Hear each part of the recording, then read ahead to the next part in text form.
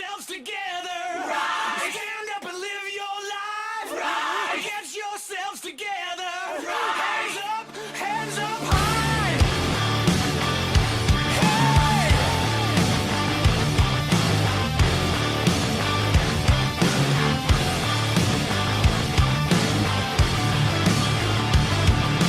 Stand up to the devil, slowly rise and clear your throat now. You can call for their demise. Speak out. Don't let the status quo define you. This is your world. Just put the fear back in their eyes. There comes a time when you know there's a problem. Rise up, it's the dawn of a new day. Hands up, it's gonna be okay. Even when they strangle you, get yourselves together. Strike down all that oppose you. Look now, what have they sold you? Even if they anger you, get yourselves together. Get yourselves together. Ladies and gentlemen, welcome to the Ryse Report. I am your host, Shane Sherlock, joined here, as with last time, Danny Abel, the best in the multiverse. And what a show we had here tonight. Of course, a plethora of matches. There was action on all fronts, exciting athleticism on display. And of course, our next show will be July 7th, right here at the Stronghold. Whoa, we talk about July 7th. Let's July talk 7th. about right now. Right now, But you're before- being graced by the pro wrestling savior, the Reverend Hunt. Let's talk about that here at Ryse Report. How about that? Well, before we get to July 7th and talking about the action here tonight, Ryse Wrestling, at Ryse Wrestling on Facebook, Instagram. Follow us, follow the action, and come out here to rise up for Ryse Pro Wrestling right here at the Stronghold. Gentlemen, let's jump right in here. We started things off tonight with an 8-man tag match. 8-person tag match. 8-person tag match. Thank you for correcting me. We had an 8-person tag match, and that was won by System Elite, aka Flannable House, winning over the Golden Sheik. Now, they will have a rematch one final time to settle the score on July 7th, System Elite and Golden Sheik. Rev, what were your thoughts on the victory tonight by Flannable House? I think the one main thing that I looked at is the intensity that they had coming into the match. Like you said before, there was a little bit of a history there based on one of the previous Ryse events, and they came in there with fire. They came in there with passion in their eyes. They wanted to get a job done. A little bit of the numbers game played a factor of it, but at the end of the day, they kept the mission the same, and they came out with a victory. You can't take that away from them. Well, you talk about intensity. My biggest takeaway, I think, was the intensity by Bulk Nasty at the end. I don't know what Ryse management has to say about it, but he just went to town on pretty much the whole team. Well, would you really expect anything different from a guy that's a complete giant, that is oversized, that is one of the biggest threats in all of pro wrestling? Would you expect anything different from Bulk Nasty? He definitely showed what he's all about tonight, and I guess that's what he was trying to do. My main thing for you guys, where do you see this going in the future now that we look at where it is right now? They called on Bulk Nasty, but now looking at the moment, you said July 7th is where we would have 2-on-2. It'll be Golden Sheik themselves. I think Mumbo Italiano, and I think we have Calvin Couture versus System Elite, which will be Everett, and then we also have Ty Cross. That's right. Where do we see it going into that now? Is it going to be finally a focus? Or are we still going to see the same thing where we may not know what the outcome's going to be? In my opinion, if it stays 2-on-2, it'll go in the favor of System Elite. They've teamed together for years. They know they got their game plan down. But it's the numbers game that tends to take them out of it whenever they're involved with Golden Sheik. I don't know about you. Sorry about that. But you say numbers game. You say that it might not go balanced. I say this. As long as they stick to the game plan that the Rev tells them, everything will go as smooth as a Milky Way. July 7th, the Golden Sheik versus System Elite one final time. Let's move right along here to the next match that was on our card tonight. What a interesting set of circumstances that surrounded this one. It was Lewis the Nerd, and it was Magnum CK who had his wheel spinning shtick that came on, and of course I think spinning what? shtick. Oh, okay. Making sure. No, But no. anyways, Lewis the Nerd, I feel, was really screwed over by this. I think that the wheel system is rigged, and I think the odds were stacked against Lewis the Nerd tonight. Danny, what do you think about this? Well, if you're asking me, I think Lewis needs a tag team partner if he wants to make some headway here at Ryse, and I think I know someone who's looking. Yeah, the Rev Ron Hunt could be his tag partner, right? No, I was thinking someone else who's down here every month. Darth Able, I think, is what he calls himself. I think he's on to something there. I'm a big fan of Darth Vader. Darth Vader? Yes. Yeah, wrong guy, wrong show. Anyways, Lewis has I think he's got his heads in the clouds lately. He's getting messed with from every front, and Magnum CK just helped Shirley Doe get the best of him. If I could just touch base on this one more time. You talk about a controversy. You talk about he's getting messed over numerous times. I don't know what event or match you guys have been watching within the Shirley Doe and Lewis match based on the spinning of the wheel from Magnum CK himself. It was a game. You spin the wheel, there's no rigging. I don't know about you guys, but the Rev is used to winning. I win in trouble, I win in checkers, I win in Monopoly, I win in life. Rev, did you spin the wheel? Why do I need? Did Lewis spin the wheel? He's got the wheel up on the big screen. Did you see the wheel? Nobody even saw it actually spin right in front of them. How can you say you can't rig that? There's videos can be edited. Oh, so let me guess. It's a game that. Well, gentlemen, hold on. Just like the rest of our viewers, you're one of the types that always like to spread conspiracy theories all around. There's no rigging whatsoever. I mean, I have been the victim. How can you prove that, Rev? I've been the victim of a number of conspiracy theories. If you and I want to talk sometime, I'll let you know. But yeah, he set the whole thing up. How could it not be rigged in his favor? Regardless, very controversial system there. Magnum CK rigging the wheel, in my opinion. Lewis the Nerd losing to Shirley Doe. Next up, we had London Ali versus Lady Frost. And what a debut it was for Lady Frost here in Ryse. Now 1-1 in her career. And of course, the big headline here, London Ali officially joining the main event. Danny, since Rev's mouth is full. Danny, what are your thoughts here on this shocking development with the main event and London Ali and then Lady Frost's debut? Well, my first thought is that, Rev, if you want to be on a talk show, you might want to be a little more professional. You might want to clear your mouth out so that... I'm sorry. Not your garbage can either. Anyways, back to the story at hand. The main event, London Ali joins. Strength in numbers, that seems to be a theme here at Ryse as we move forward here. Cliques are compiling, that's right. Alliances forming, and London Ali is the newest member of the main event. And I mean, there's not much to say. They're just becoming a powerhouse. We'll talk about their tag team match going forward. But incredible back and forth between these two extremely talented combatants that were in there tonight. And Lady Frost, of course, got the win, but it could have gone either way, Rev. What do you think the main event's main goal is recruiting London Ali? Obviously, they see a lot of potential there, and she's a big acquisition to their roster. What do you think their thoughts are? I think it's as simple as this.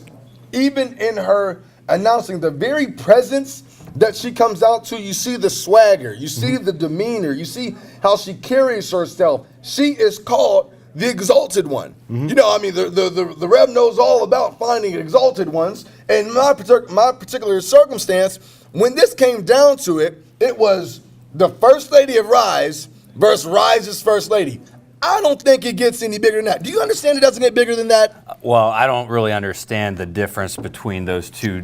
Who's Ryse's First Lady and who's the First Lady of Ryse? You need me to speak slower. No, I just need you to speak in a way that makes sense. The Ryse's First Lady of Ryse, those mean the same thing. Who's who? Can you tell me? Can you tell me the difference? Well, I'm glad you asked. If the Rev can just preach this wisdom of pro wrestling right now, when you look at the First Lady of Payback. When you look at the First Lady of Ryse, that is the Exalted One, London Ali. When she came into this company, she was already facing odds. She had to fight males on numerous circumstances. She made a name for herself simply by defeating the odds. Then we look at Ryse's First Lady, the self-proclaimed Ryse's First Lady, which will be Lady Frost, as she is with her mate. The savage gentleman, Victor Benjamin. So right there, you see, you have a woman that says, "This is my stomping ground. I have been here since day one. I have fought guys that you haven't even had a conversation with." And then you also have one that's saying, "Hold up, I'm the she's first literally lady." the first lady of Ryse. She is literally the first lady of Ryse. Lady is calling herself Ryse's first lady. Well, I think. Or did I switch those? No. Okay. I think when we look at the title Ryse's First Lady, I think there she's looking at more of, this is how you carry yourself, almost like the First Lady of a church or the First Lady of the United States. It's a title that shows your demeanor. But meanwhile, London's not worried about demeanors. As we stated before the event, during their match, it goes beyond just smiles. You know this with being in the ring for multiple years like myself. You know this for calling matches for numerous times. It goes beyond just a smile. That's right. What can you do in the ring? That was a toe-and-toe, back and forth. That's one of the most amazing female-based competitor matches that I have seen. That's right. And we had some good things. And Lady Frost was locked in. Her arm was wrenched almost out of the socket by London Ali. Security came rushing to the ring. The main event was standing between London Ali, the security. Victor Benjamin came out to try to save Lady Frost. Something special was born right here at the Stronghold, and this will not be the last we see of Lady Frost versus London Ali. Next up, we have the main event against Moriarty Vice. Two of the best singles competitors in Pennsylvania and in the United States, I think, on the indie scene, teaming up against the best tag team in Ryse Wrestling, and same thing in Pennsylvania and across the United States as well. So what a match it was. The main event comes up big here. They win, no surprise there. But let's talk about Vice and Moriarty. They came out, they immediately out of the gate tried to throw the main event off their game from the start, and they almost had it. They came so close to victory. Almost only counts in horseshoes and hand grenades. Do you not understand that? I understand. My grandfather told me that numerous times again, and that happens in the pro wrestling business itself. Yeah. You can kick yourself in the face all the time, and yes, it's possible to kick yourself in the face. You can kick yourself in the face all the time because you didn't capture a win. In this particular thing, it was simply speed trying to beat power. At the end of it, power still came together. The unity between it has still came together because the main event, in my personal opinion, is a more established team. We had two of the greatest single competitors, but the main event has more experience Chemistry, as a team, more chemistry, absolutely. Well, that's not just opinion. That's just a fact. They've been working together, for how long now? A year, 2 years? Oh, it's easily Lee and Sonny, this was their first time teaming up. And Lee is getting in his own head. He's trying to be, fun and trying to get on, Sonny's page, I guess, or they were rubbing off on each other. They weren't focused on the match, and that's I think what cost them. I personally feel like, how can you be focused on the match when you're fighting crime? I mean, did you not see? They had the badges. They had the shirts. They had the water guns. They're fighting crime, man. Yep. How can you be focused on the match when you're fighting crime? It's a rookie mistake that I hate to see out of people of their caliber because I'm a man of the multiverse myself. I get into character when I step into the ring, but I use it to my advantage. I use it to psych out the opponent. I don't allow it to psych myself out. Well, keep in mind, gentlemen. Are you from the universe of Milky Way? A month prior, it was the main event that attacked Lee Moriarty, interfered in the match between Lee Moriarty and Sonny Vice. That led to tonight's action, and the main event once again victorious, showing why they are such a dynamic, cohesive force to be reckoned with here in the Stronghold. Next up, we had Christian Noir against Dalton Throttle. What a rivalry this has been. The mind games by Myers, by Shirley Doe, by Christian Noir over the last few months on Dalton Throttle. It all culminated tonight, but it's going to culminate in an even bigger way on July 7th. We'll get to that. But tonight, it was a double disqualification. Dalton Throttle, Christian Noir brawled all across the arena. They had to be taken out separate exits by the security just to break up the brawl. Rev, your thoughts here on Christian Noir versus Dalton Throttle. I think when I first heard about this match happening, I was, as all of our fans were, I was anxiously anticipating this to happen because I knew it wasn't going to be your typical match. This was going to be a tooth and nail. This was something that was very physical. But I did not think that it was going to happen to the fact of it costing both of them a disqualification. At this point, a man can only take so much. I believe in some of the last things I remember that Danny was saying, he uses the mind game for his advantage. The Rev, I know how to use mind games to my advantage as well. But what happens when a man is taken past that limit, past their normal sanity? And I think tonight we saw from a first-hand experience that Throttle has completely snapped. We saw a different side of Throttle. You think Christian broke him? He pushed him too far. I think it's quite possible. And I know personally, with being an experience with knowing Christian for so long and our past life of being able to tag and hold championships, he's possible of getting deep within the mindset of any opponent. And once he gets there, it's almost like a leash. It's very hard to pull him off. Once he gets to your mind, I mean, this is a guy that I don't believe in practicing it, but he is full-fledged into voodoo. Mm-hmm. I've seen him touch people, and like black goo has come out their mouth, and people have turned into things that I've never seen before. This is a guy that gets in the mind. Well, you talk about things you've never seen before. You got Megan Myers psyching Dalton out as well, Shirley Doe. They're just bringing everything to another level. Every aspect of it. They've broken him, and he's gone beyond his breaking point, and he snapped, and that's why we got the double disqualification. It just was a brawl. Dark forces are at work here at the Stronghold, and on July 7th, in a last man standing match, Dalton Throttle will look to exercise the demon that is Christian Noir one final time to settle the score.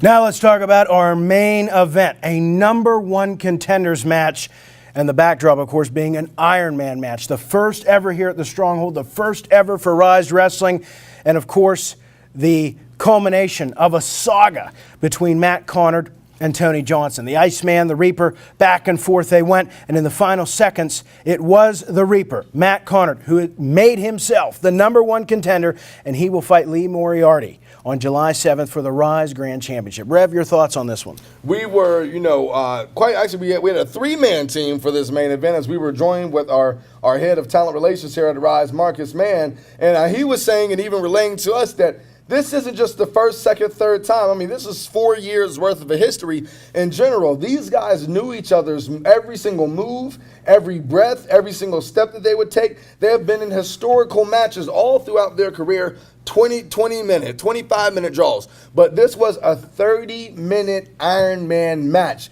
that went wall to wall all the way to the end. And quite frankly, we saw some very disturbing things, including the main event getting involved, which, once again, I say is just been a perfect sought-out play in the playbook of the main event, but you didn't quite agree with that, and I don't quite know if Danny agreed with that. I thought it was quite smart. I mean, it's an advantage that Tony had, and they used it. Luckily for Connor, that Lee Moriarty and Sonny Vice decided to get back into the mix, and Lee has a vested interest in it because the winner was going on to face him. That now being Matt Connard. So he stayed out and watched, and he examined who his next opponent was going to be. But back to the main event, that's their strategy: is they look out for each other. That's right. And when they interfered, they beat Matt Connard into a pulp. They bloodied him. They bruised his ribs, battered, bloodied. He still came out on top, still won, and is now the number one contender. And it will be Lee Moriarty, the apex of combat, against Matt Connard, the Reaper, for the Ryse Grand Championship, July 7th. If I could mention one thing, you talked about the bloody aspect of things. I think a lot of times we as wrestlers kind of know what it's like to fight through adversity, and a lot of times, rather unfortunately, if a weapon is involved and your skull gets cracked open, your lip gets busted if you get punched too hard. But this wasn't just any ordinary mistake that Matt Connard had to face adversity. This is a guy that's known as the Reaper. We talked about this. This was the Iceman versus the Reaper, Tony Johnson versus Matt Connard. But what happened when the Reaper was pressed to the limit? He faced internal bleeding. I think that's the main thing. Right in the middle of the match, as soon as the main event came out, now mind you, earlier in the night, the main event came out with London Ali and Lady Frost. Mm-hmm. Now they came out during the main event, a time that the fan was up at their highest point, not only interfered, but interfered so severely, I believe they did 2 triple power bombs. They did 2 of them, and that caused internal bleeding. I believe ribs to be cracked. I think he's getting checked out right now. That's right. But the thing is, the ref asked him numerous times, do you want to quit? Do you want to give up? Knowing that this is an Iron Man match, it doesn't give the final say for the match, but it does give another L within a 30-minute time limit. The thing is, you have to give credit to Matt Connor because of the strength that he showed, the resiliency that he showed. He still told the ref no. In spite of that, remember when we were calling commentary, Tony Johnson, by way of the main event getting interfering, came up with a 2-0 victory to start off this 30-minute Iron Man match. I mean, that's a strong deficit within any sport that you play if you're down by 2. That's right. So, and Matt Connor has never won a championship before in any promotion. He's been at this 7 years. Will his journey culminate with a title win on July 7th? We'll find out. Be sure to come out and watch right here at the Stronghold. And now, ladies and gentlemen, it's time for the Ryse Report Showcase matchup. Ryse on the Brandon K. suffered at the hands of David Lawless. Based on winners by chance. And just there we go, just like I was talking about. Doesn't even have to be the bell ringing. Lawless is going to capitalize and lay down the law. Vicious assault here from David Lawless to open things up. You know, one thing we can keep in mind, Shane, that Lawless has continued to mock the fans. He's continued to mock our owner, Brandon K. He keeps calling Brandon out, but with the torn labrum, I mean, Brandon can't do anything. He's not cleared to work out, let alone compete in the ring. Every time that I'm here training, Brandon can't even get into the ring because he just can't. If he does, then he's he can fall in victim to the rest of the thing. So it's very hard, for Lawless to still continue to talk about what K can't do, knowing that he can't do anything at all. And that injury caused by David Lawless himself, as Sean Phoenix can feel it here. Calling for the crowd.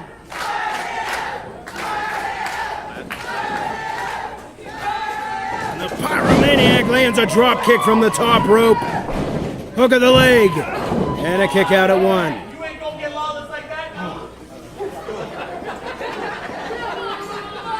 Sean Phoenix up and over, hanging on.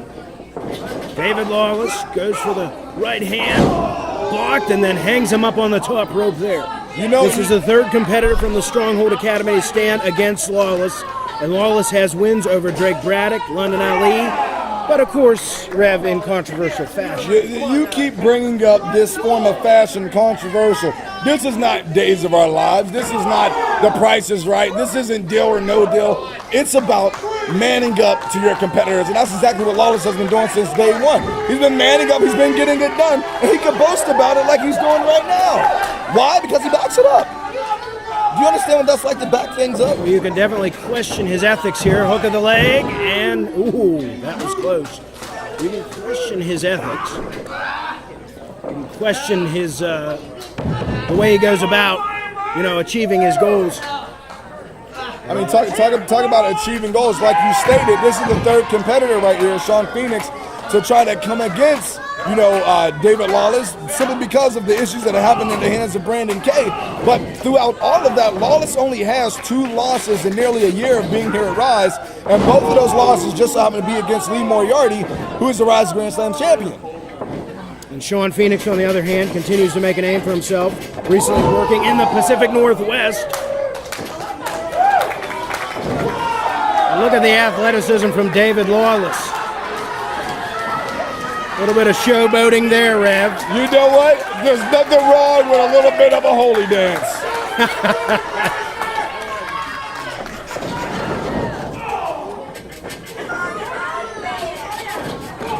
There's a boot driven into David Lawless's jaw, his face, and good gracious! The power, Jay. The power of that scoop slam. Unmatched. The bulkiness is keeping it. 1, 2, kick out. There is a size difference here, Rev, and I think that's very important to point out here. Sean Phoenix, David Lawless, they both have a lot of momentum, but that size difference there came into play. You know what? I've seen Shane battle numerous times in the previous life. The Rev and Sean Phoenix were tag team champions in other companies before as the Resurrection, so I know without a certainty of a doubt exactly what Sean Phoenix is capable of, and that's capable no matter how big the opponent is. Oh my goodness, Enziguri thing kind of knocked him out there. If I was Lawless, I would go for the pin. But as I was saying, I know the capabilities of Sean Phoenix. Sean Phoenix has not moved. 1, 2. Oh, and a kick out. 2.5. Sean Phoenix not out of it just yet. Shane, talk about the willpower right now that's behind Sean Phoenix. I mean, he's still in this. Talk about the willpower. Well, Sean Phoenix has the crowd behind him here. He's fighting for Brandon Kay's honor. He's fighting to teach David Lawless a lesson. David Lawless is just a bully. Oh, and you can see that bully-like Irish whip into the turnbuckle. You can hear the complete snap of the turnbuckle right there. Nothing that's in between that padding but a metal buckle itself. Sean Phoenix is back on his feet, still fighting right now. The collapse is down there. The punishment too much. He just can't take it, can't stay up. Drops to his knees, and now David Lawless is going to continue that punishment. Good, powerful belly to back right there. Sean Phoenix is cringing. You know, like I was talking about before. Hold on, wait a second. Leg again. 1, 2. Kick out at 2 again. You understand, look at that kick out. It was a slight bit slower than the previous, simply because a little bit more power is going to the back. You see that David Lawless hit him with the scoop slam. He hit him with the Irish whip, that strong Irish whip into the corner, and then he hits him with the belly to back right there. His focus right now has been the back of Sean David Phoenix Lawless, every time. his showboating's coming back to haunt him here, though. Sean Phoenix. Slow sunset flip. Keeping his balance there, and oh, what a leg drop from David Lawless. No one does it better than Aaron Lawless on the air of that Across the drop neck. kick. 1, 2, and 3. Oh my goodness, ref. Look at that. And Sean Phoenix is cringing for any form of life right there. Lawless is amazed that Sean is still in it. You have to give a little bit of credit to both competitors right now, because, I mean, this has been a back and forth match since the beginning. This is only some action you can find right here at Ryse Wrestling at the Stronghold, Shane. Phoenix trying to battle back. He's lifted onto the shoulders of David Lawless. Sean Phoenix ducks under. Oh! Insecurity from Sean Phoenix, who's feeling it now. The momentum. Sean is fired up, Shane. In his side, there's the drop kick. Sends David Lawless crashing into the corner. Is there enough in either competitor right now? Is there any bit of energy within either competitors, as they're both on the mat right now, clinging for any type of energy they can find? David Lawless on a quest of pure arrogance to prove that he's better than all Brandon Kay's trainees. And what's the motivation, you think, Rev, behind David Lawless? What do you think he has against his mentor? Is it jealousy of Brandon or jealousy of the other students? I don't think it's jealousy. I think it's the simple fact that I think Lawless is feeling that it's off with the old, in with the new. Lawless is a very intense competitor. He is one that wants to feel like he is the best. He is one that's been trained by one of the best. So I feel he feels like it's his time right now. Sean Phoenix rolling the dice here. Pyromaniac down. Hook of the leg. 1, 2, and oh my kick out. God! Barely kicking out. But that might have been it. And Sean Phoenix is thinking, what do I have to do to put away David Lawless?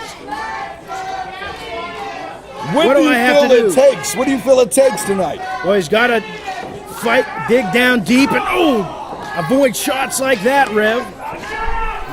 Neck breaker here. Neck breaker. No. Shaw reverses it. Vicious forearm. Oh. Describe what that feels like, Rev. Whoa. I mean, it's as vicious as it looks, right to the back of the neck. I mean, that's the first part of the spinal cord that's attaching to your skull. Any type of dismembering from that can cause some serious damage. Double Irish whip. There's the strength of David Lawless off the ropes. Goes David Lawless. There's the neck breaker there off the ropes. Hook of the leg. Could be it for Sean Phoenix too. And somehow Sean Phoenix refuses to die. Like a phoenix rising from the ashes, he refuses to stay down. Lawless is wondering, what does it take to keep the Firebird himself, Sean Phoenix, out of it? I think I see a little bit of tears coming out of David Lawless, but what I can tell you from both competitors is they have what it takes to dig into that extra tank and give the fans something that they have never seen before. Forearm. As I said, the Phoenix rising from the ashes here. Sean Phoenix battling back here. Forearms delivered to David Lawless here. Back and forth they go. Sean Phoenix now delivering a kick to the midsection. Phoenix can feel it. And David Lawless counters.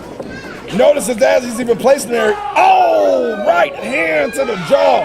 That ring post stopping Sean Phoenix.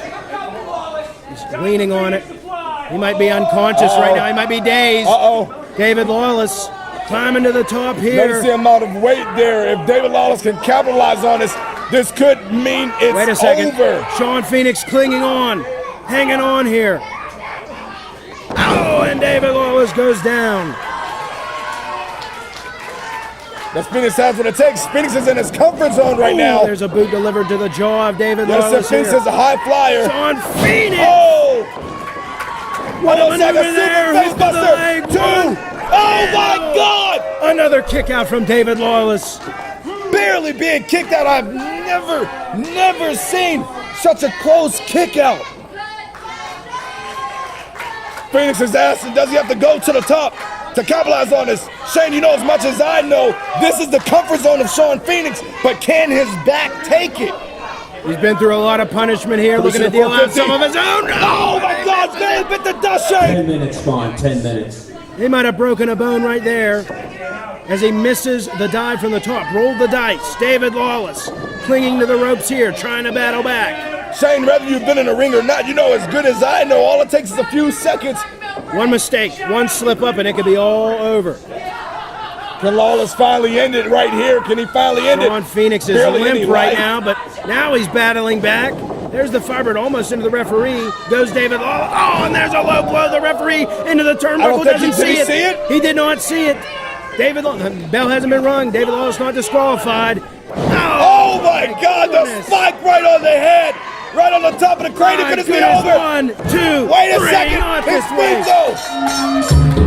The referee distracted the Time low of 10 blow. minutes, 44 seconds. Your winner, the gavel, David Lawless, Esquire. And now, ladies and gentlemen, it's time for our match of the week. We'll go through here starting with Rev. Rev, your matchup from tonight that really stands out to you as the match of the week. I think it was the main event itself, and I'm not talking about Gannon Jones Jr., Duke Davis, but I am talking about a gentleman that was connected with the main event, and that is the Iceman Tony Johnson and Matt Connor. 30 minutes of pure intensity. There wasn't any slowdown whatsoever, and we saw maybe the best of both men capture a win with 2 seconds remaining to edge it out 5-4, back and forth all night. That's my match of the week. My matchup of the week would have to be Lady Frost versus London Ali. It all started with an interview segment that kicked this whole thing off. And me personally, I couldn't wait to see these two step into the ring and see, would Lady Frost be able to, beat down London Ali? Would London Ali destroy the newcomer? How would that go? And I think this match delivered on the hype and delivered on the action, and that's why it's my match of the week. Well, my match of the week would just have to be Christian Noir and Dalton Throttle, even though it de-evolved into not much of a match. It really showed exactly what Dalton Throttle has been pushed towards, and that's why you come to the wrestling shows, to see where these men go and how far they're willing to go, and that's what Men you got and out women. of that. Men and women. There you go. Well, it was an exciting night, and you see we have all varied answers here for our match of the week. There wasn't just one we could all pick and agree on, because there's so many good ones. And that's why you don't want to miss out on the Stronghold action. You don't want to miss out on Rising Up for Rise Wrestling. And that's why on July 7th you need to come out and watch the action for yourself right here with us. Hey, get my limo. Thank you. I'll see you jerks later.